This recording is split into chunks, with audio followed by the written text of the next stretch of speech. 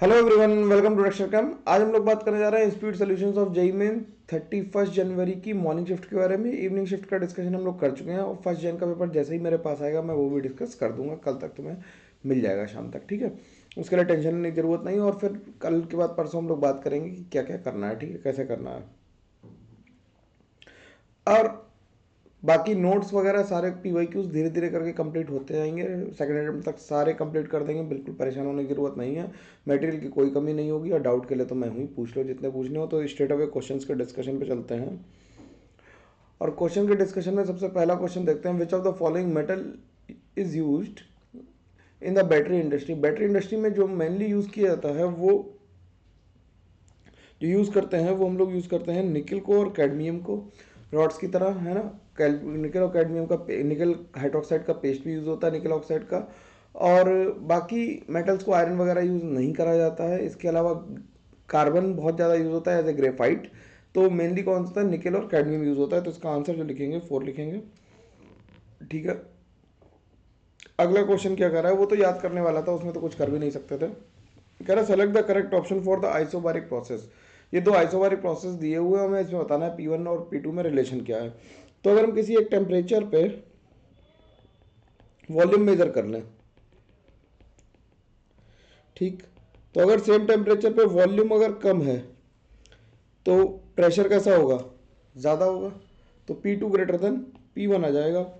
Volume कम, क्योंकि अगर pressure constant हो गया, देखो ये तो प्रेशर कांस्टेंट हो गया तो इन्वर्सली प्रोपोर्शनल होगा प्रेशर का रेट। टेम्परेचर अगर कांस्टेंट हो गया तो प्रेशर जो होगा इन्वर्सली प्रोपोर्शनल होगा किसके, वॉल्यूम के। तो प्रेशर कम तो वॉल्यूम ज़्यादा, तो वॉल्यूम ज़्यादा V1 का, तो यानी प्रेशर क्या होगा, कम होगा P1 का, ठीक है। अगला क्वेश्चन देखते हैं।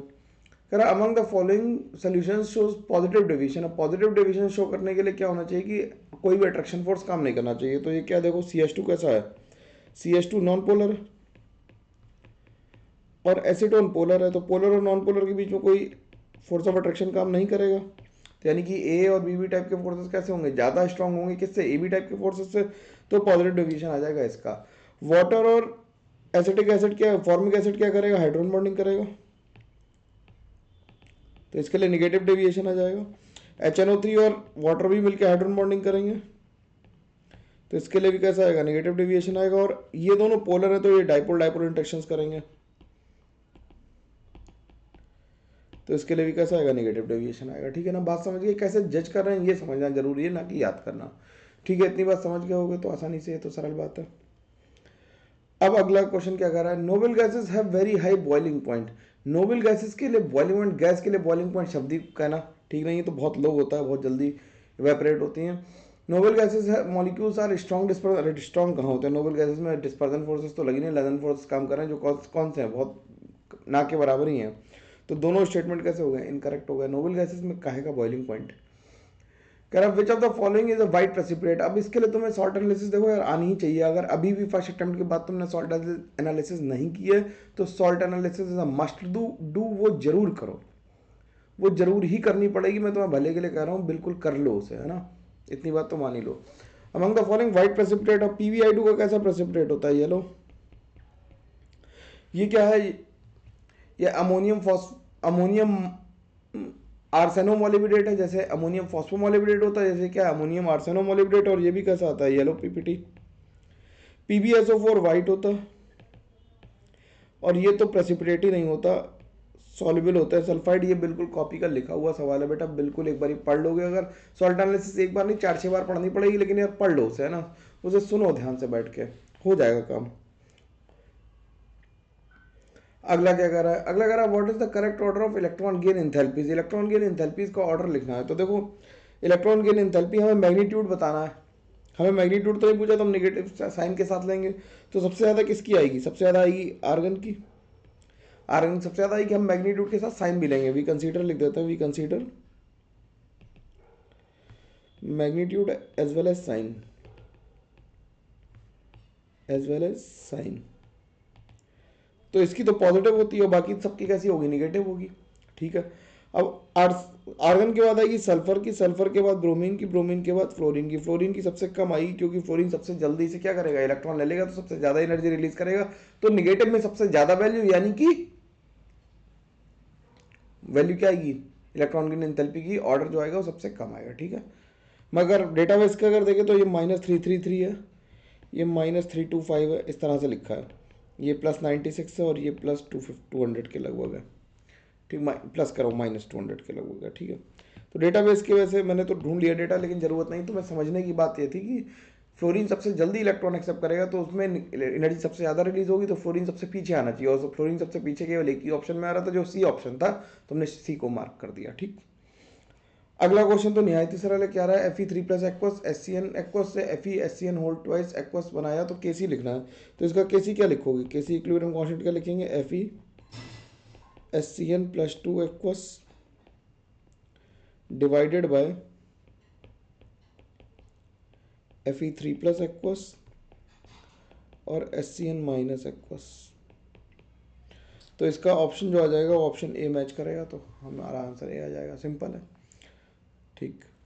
अब क्या कर रहा है अगला क्वेश्चन, क्या कर रहा है अगला क्वेश्चन, कर रहा है the two combining atomic orbitals, जो एटॉमिक ऑर्बिटल हैं उनकी एनर्जी कैसी होनी चाहिए, सेम होनी चाहिए या लगभग सेम होनी चाहिए, और मस्ट हैव सेम सिमेट्री। अगर सिमेट्री नहीं हुई, मान लो परपेंडिकुलर ऑर्बिटल होगा, वो सेम सिमेट्री में नहीं हुए तो ओवरलैप नहीं कर सकते, तो उनके सेम सिमेट्री भी होनी चाहिए। Must overlap to the less extent, नहीं मोर एक्सटेंट पे ओवरलैप करने चाहिए, और अनसिमेट्री नहीं होनी चाहिए, उन्हें क्या होनी चाहिए, सिमेट्रिक होनी चाहिए। तो आंसर क्या आ जाएगा, ए एंड बी आ जाएगा इसका आंसर, ठीक।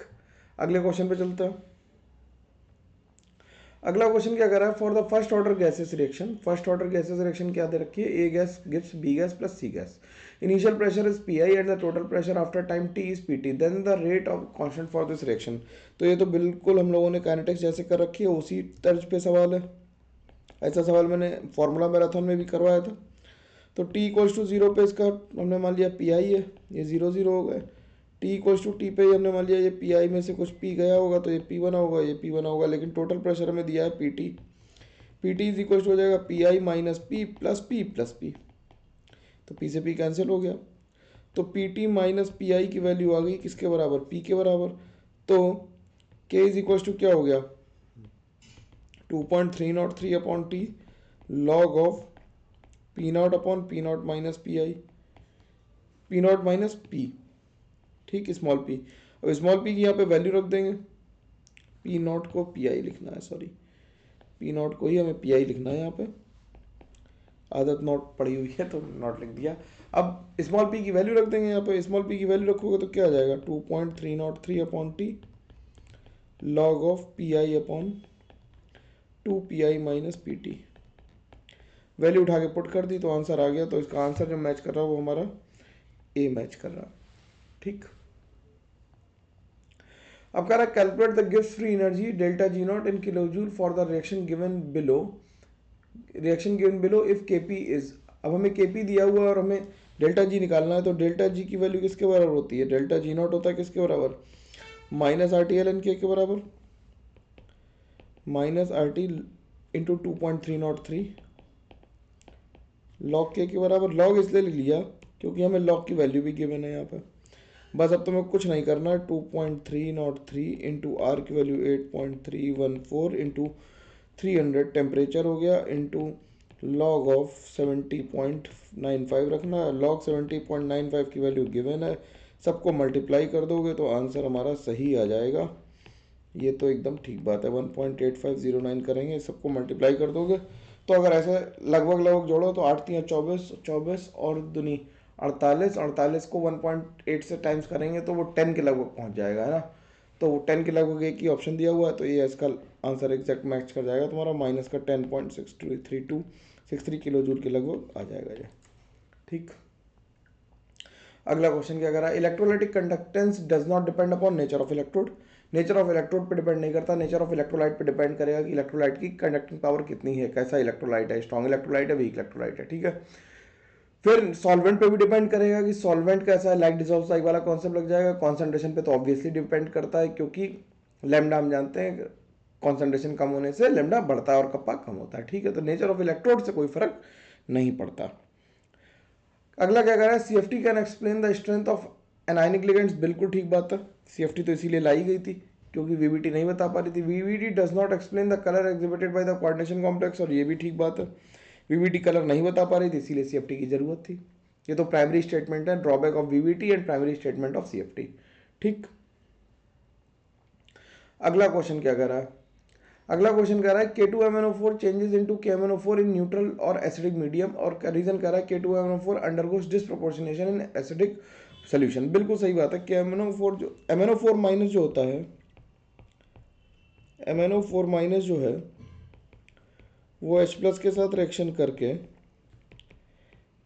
MnO4 माइनस जो है वो MnO4 माइनस बना देता है और MnO2 बनाता है और H2O बना देता है। तो बेसिकली ये यहाँ पे +6 में था तो ये +7 और +2 में +4 में आया, तो ये क्या हो गया, डिसप्रोपोर्शनेशन हो गया, डिसप्रोपोर्शनेशन। ठीक, डिसप्रोपोर्शनेशन हो गया इसका। तो ये सही है और इसका करेक्ट एक्सप्लेनेशन भी है। ठीक। अगला क्या कह रहा है, देख रहे हो स्टेटमेंट वाले सवाल बहुत आ गए। क्या कह रहा है, the structure of CrO4 2- square planar. बिल्कुल नहीं, CrO4 2- जब बनाओगे तो कैसा आ जाएगा, CrO4 2- का हाइब्रिडाइजेशन कमेंट करके बताना कि हाइब्रिडाइजेशन कितना होगा, इसका हाइब्रिडाइजेशन तो बताना है। टेट्राहेड्रल शेप है, टेट्राहेड्रल, सॉरी वो बटन दब गया, टेट्राहेड्रल इसकी शेप है, इसका हाइब्रिडाइजेशन कमेंट करो कि हाइब्रिडाइजेशन क्या होगा। ये तुम्हारे लिए क्वेश्चन है, अगली बार आ सकता है, हाइब्रिडाइजेशन क्या है इसका। ठीक। और chromate ion changes to dichromate ion in acidic medium. तो ये देख लेते हैं, क्रोमेटाइन को CrO4 2- को बिल्कुल जब एसिडिक मीडियम में प्रोवाइड कराते हैं तो डाइक्रोमेट में बदल जाता है, Cr2O7 2- बन जाता है और H2O बन जाता है। ठीक, तो पहला इनकरेक्ट हो गया और दूसरा कैसा हो गया, करेक्ट हो गया। अगला सवाल क्या कह रहा है, अगला सवाल कह रहा है कि shape of NiCN4 2- is square planar. ये तो सही बात लिखी हुई है, NiCN4 2- तो स्क्वायर प्लेनर होगा DsP2 +2 में है Ni। अब तो ये मतलब इतने प्रैक्टिस हो गई सवाल लगाते लगाते कि ये मैं डायरेक्ट लिख सकता हूँ। बता देना कमेंट करके कि नहीं सर डायरेक्ट बिल्कुल मत लिखो, मेरे को दिक्कत होती है। VVT can not explain the ligand field strength. बिल्कुल ठीक बात है, ये भी सही बात है। For cis PTEN2Cl2 2+ isomerism is not exhibited. बिल्कुल, ये तो ज्योमेट्रिकल GI दिखाएगा, GI विल बी देयर।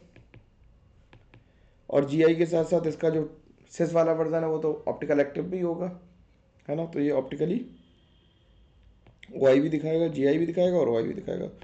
और NiCl4 स्क्वायर प्लेनर नहीं, ये तो sp3 थी, ये तो sp3। और ये कैसा होता है, टेट्राहेड्रल, क्योंकि ये भी किस में, +2 में। ठीक, तो इसका 1 और 2 ठीक हो गया। सिंपल सी बात है, ज़्यादा मुश्किल तो नहीं आ रही इसमें करने में। ये सवाल तो मतलब करने बनते ही हैं, इन सवालों को छोड़ दोगे तो दिक्कत की बात है फिर। ये एक ऐसा सवाल है जिसे करने में हो सकता है थोड़ी सी तकलीफ है क्योंकि काफ़ी कंफ्यूजिंग होता है, लेकिन ऑप्शन बहुत बेहतरीन दिए हुए, देखो आसानी से कैसे लगेगा। HI राइट फॉस्फोरस हम जानते हैं दुनिया भर को रिड्यूस करके एल्केन में बना देता है, तो ग्लूकोज कन्वर्ट हो जाएगी एल्केन में, तो हेक्सेन बन गया। तो 4 नंबर, पहले का 4 एक ही ऑप्शन में दिया हुआ है, तो डी ऑप्शन तो सही हो गया। लेकिन ग्लूकोज की रिएक्शन जब HNO3 से होती है, ग्लूकोज की रिएक्शन जब HNO3 से होती है तो सैक्रिक एसिड बनता है। जब NaHCO3 से ग्लूकोज कोई रिएक्शन नहीं करता क्योंकि ग्लूकोज के पास कोई बेसिक OH निकालने लायक है ही नहीं, और Br2 वाटर से ग्लूकोनिक एसिड बनता है। ये बिल्कुल नोट्स की लिखी हुई रिएक्शंस आ गई हैं। ठीक, आसानी से बात समझ में आनी चाहिए, इसमें कोई तकलीफ नहीं होनी चाहिए। अगला क्वेश्चन क्या कर रहा है, find out the final product C। अब इससे आसान सवाल हाइड्रोकार्बन का नहीं आ सकता था। क्या कह रहा है कि जब अल्कोहलिक की वजह से रिएक्शन कराई, जब अल्कोहलिक की वजह से कराई तो क्या करते हैं, बीटा से H निकालते हैं और अल्फा से क्या निकाल देते हैं, अल्काइल हैलाइड, मतलब एक्स निकाल देते तो एल्कीन बन गई। फिर HBr ऐड किया तो क्या हुआ, Br यहाँ पे लग गया, और अल्कोहल एक्वस की वजह से क्या हुई, SN2 हुई। यहाँ पे क्या हुई, E2 हुई, यहाँ पे क्या हुई, SN2 हुई। अगर कोई मैकेनिज्म पूछ दे तो मैकेनिज्म भी बता देंगे। और यहाँ पे SN2 से क्या लग गया, OH, तो प्रोपेन 2 ऑल आंसर आ गया हमारे पास में। ठीक, सिंपल सा है, बिल्कुल आसानी से हो जाना चाहिए। अब अगला कह रहा है adsorption method is used in. Adsorption method किस में यूज होगा, एड्सॉर्प्शन मेथड तो क्रोमेटोग्राफी में यूज होगा। एक्सट्रैक्शन में तो हम लोग क्या करते हैं, डेंसिटी से करते हैं, और सब्लिमेशन में ये सॉलिड से देखा जाता है, डिस्टिलेशन में बॉइलिंग पॉइंट में डिफरेंस होता है। तो क्रोमेटोग्राफी ही सही ऑप्शन है, क्योंकि एड्सॉर्प्शन में हम लोग क्या करते हैं, क्रोमेटोग्राफी में एड्सॉर्प्शन टेक्निक्स बताई थी तुम्हें, पूरा पूरा वीडियो है प्योरिफिकेशन का, उसी सवाल आ गए सीधे सीधे, देख रहे हो। काफ़ी बच्चों ने कमेंट करके बताया कि यार नोट से फ़ायदा हुआ, बताना यार फ़ायदा हुआ तो बिल्कुल लिखो। और चैनल को जो लोग पहली बार देख रहे हो उन्हें भाई थ्योरी बहुत ढंग से पढ़नी होती है, मैं बहुत बातें थ्योरी में ही बता देता हूँ जिससे ज़िंदगी आसान हो जाती है ना। ये हो गया 1 2 3 4 5 6 7 डॉन ग्रुप प्रेजेंट है, डॉन ग्रुप मतलब जिसकी प्रायोरिटी ज़्यादा होती है तो उसे नंबर हम पहले देते हैं, तो कार्बो जो कीटोन है उसकी प्रायोरिटी OH से ज़्यादा है, तो इसका नाम क्या आ जाएगा, 7 हाइड्रोक्सी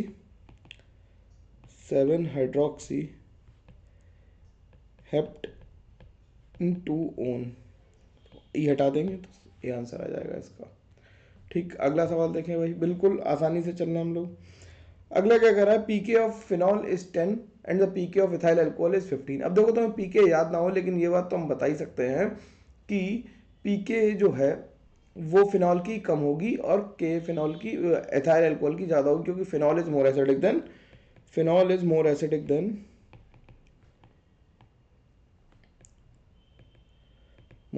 देन इथाइल अल्कोहल, ये तो हम लोग बात बताइए। और अगली लाइन यही लिखी है, तो ये तो गलत हो गया, ये सही हो गया।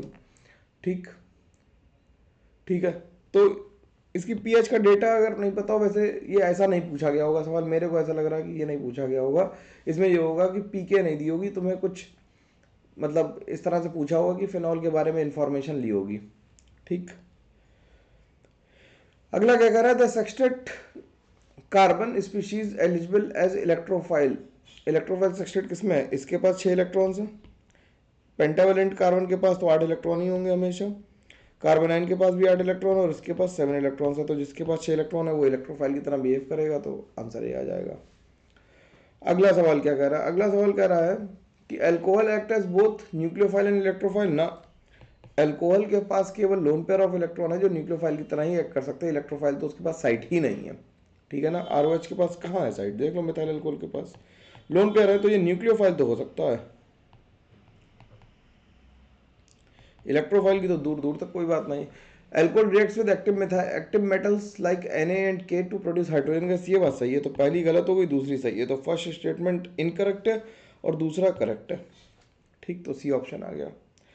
अगला सवाल क्या कह रहा है, अगला सवाल कह रहा है in the reaction of combustion of CH4 it gives 22 grams of CO2 find the moles of CH4। ये तो वही सवाल आ गया जो पिछले पेपर में था। देखो भाई, CH4 को कंबशन करेंगे तो क्या करेंगे, CO2 बनाएंगे और H2O बना देंगे, तो 22 ग्राम बन रही है, यानी कि कितनी हो गई, हाफ मोल हो गई। हाफ मोल हो गई तो इसका भी कितना लगेगा, हाफ मोल लगेगा। हाफ मोल CH4 आ गई, हाफ मोल CH4 का मतलब 0.5 मोल्स ऑफ CH4।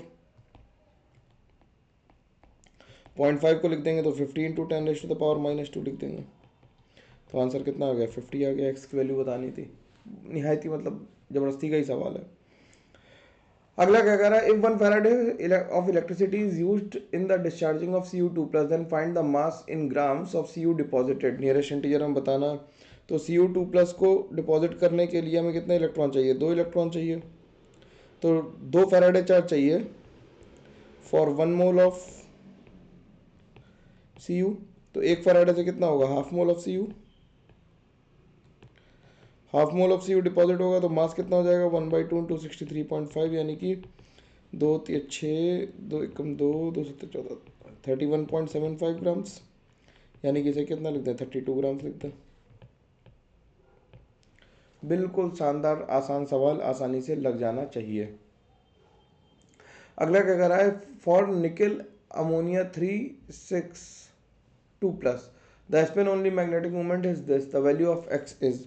ठीक है, तो Ni अमोनिया 6 में निकल के साथ 6 आ रही है, तो ये क्या करेगा, हाइब्रिडाइजेशन बना दे, Ni2 प्लस में आ जाएगा। Ni2 प्लस में आएगा तो Ar3D8 आ जाएगा। Ar3D8 आएगा तो कैसे आएगा, Ar3D8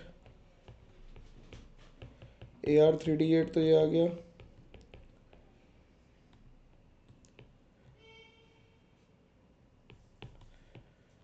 और इस तरह से बन जाएगा ये।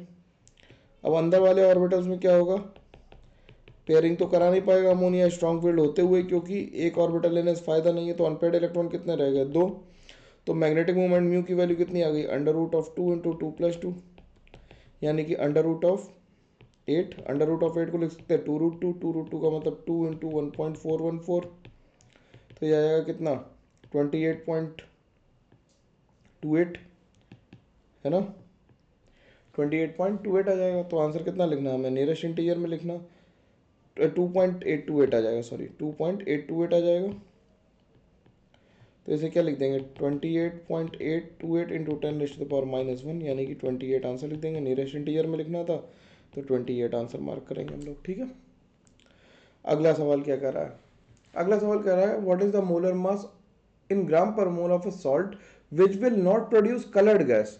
तो NaBr से क्या प्रोड्यूस होगी, Br2 कलर्ड, NaNO3 से NO2 कलर्ड। कलर कैसा है NO2 का कमेंट करके बताओगे, चलो मैं ही लिख देता हूँ, ये रेडिश ब्राउन है, वो भी रेडिश ब्राउन ही है। CaF2 से निकलेगी HF जो कलरलेस है, ठीक है। तो हमें आंसर लिखना है CaF2 का मोलर मास बताना और इससे निकलेगी I2 जो वॉयलेट है। तो CaF2 का मोलर मास कितना हो गया 40 प्लस 19 इंटू 2 यानी कि 78 हो गया।